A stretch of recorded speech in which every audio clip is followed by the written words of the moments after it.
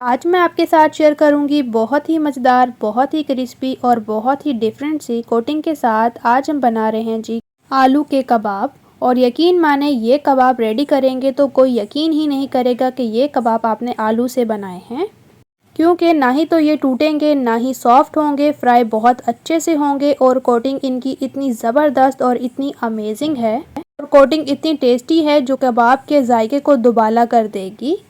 इस रेसिपी को ज़रूर से ट्राई कीजिए, यकीन माने बहुत ही मज़ेदार आलू के कबाब तैयार होंगे। अगर इस तरह से आपने एक दफ़ा से आलू के कबाब बना लिए तो यकीन करें आपका दिल करेगा बार बार बनाने का इन कबाब का। बिस्मिल्लाहिर्रहमानिर्रहीम, अस्सलाम वालेकुम गाइस। आई होप आप और आपकी फ़ैमिली खैरियत से होगी। इसी तरह से मेरी दुआ है अल्लाह ताला आपको खुश और आबाद रखे। तो चलिए बनाना शुरू करते हैं इस मज़ेदार सी रेसिपी को।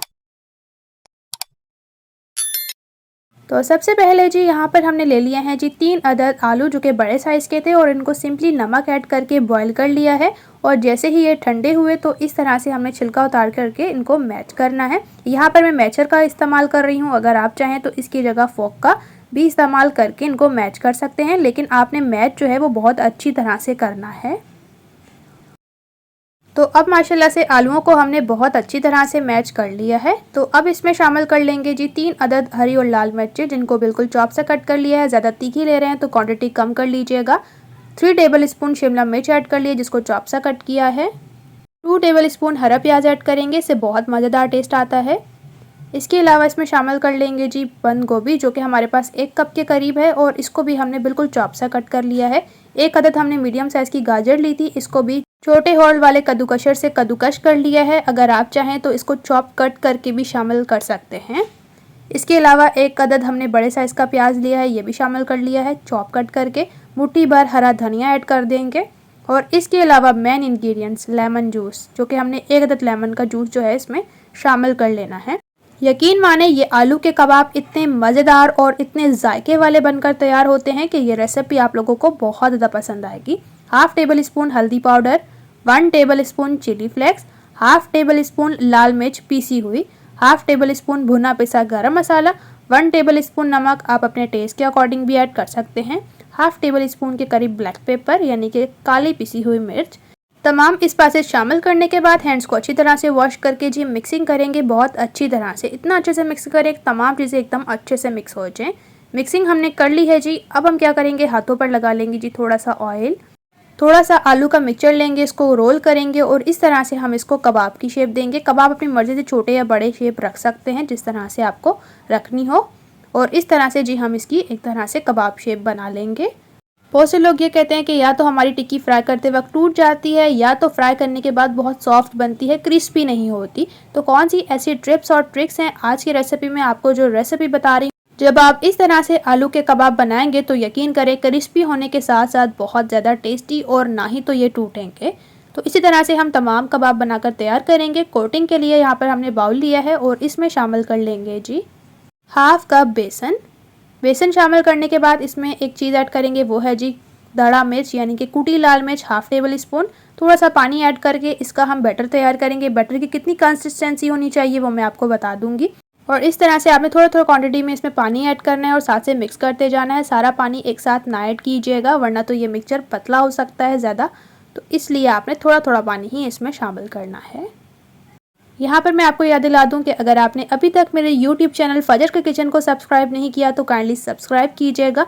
ये आपकी तरफ से एक छोटा सा इनाम होता है। साथ दी गई घंटी को प्रेस कर लेंगे तो इससे आने वाली हर न्यू रेसिपी का नोटिफिकेशन आपको भी बर वक्त मिलता रहेगा।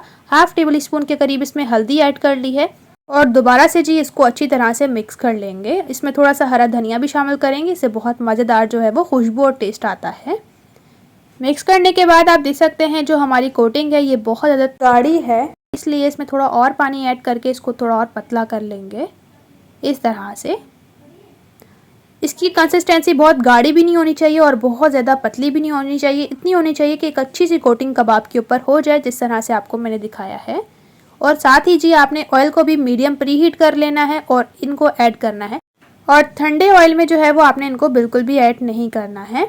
अब इस तरह से हम इनको फ्राई कर लेंगे जी दोनों साइड से खूबसूरत सा गोल्डन कलर आने तक। 3 से 4 मिनट हो जाने के बाद इनकी साइड को चेंज कर लेंगे और जैसे कि देख सकते हैं जब ये एक साइड से फ्राई हो जाएंगे ना तो नीचे वाली साइड से बुलबुलियाँ आना तेज़ हो जाएंगी। तो उस स्टेज पर आपने इनकी साइड को चेंज करना है। जब ये एक साइड से फ्राई हो जाए, अच्छी तरह से सेट हो जाए, उसके बाद ही इसकी साइड को चेंज कीजिएगा।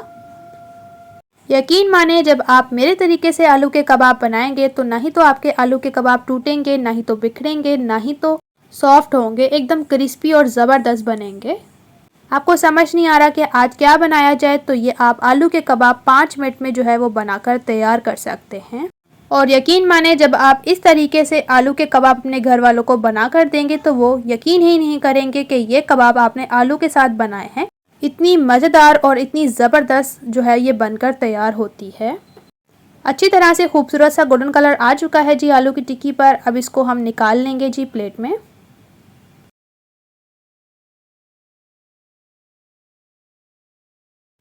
इसी तरह से जी हम तमाम ये मज़ेदार से आलू के कबाब बनाकर तैयार करेंगे और देख सकते हैं कितने ज़बरदस्त माशाल्लाह से बनकर तैयार हुए हैं।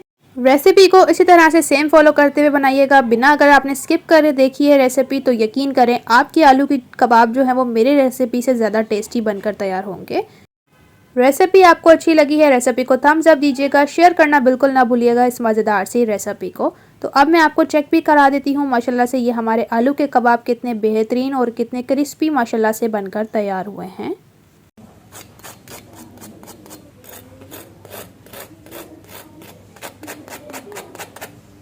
इस रेसिपी को ट्राई करने के बाद अपना राय ज़रूर दीजिएगा कमेंट सेक्शन में, मुझे आपके फीडबैक का इंतज़ार रहेगा। इंशाल्लाह से नेक्स्ट रेसिपी के साथ में मिलेंगे। अपना और अपने प्यारों का रखना है जी आपने ढेर सारा ख्याल। Thanks for watching for my video. Allah हाफिज़।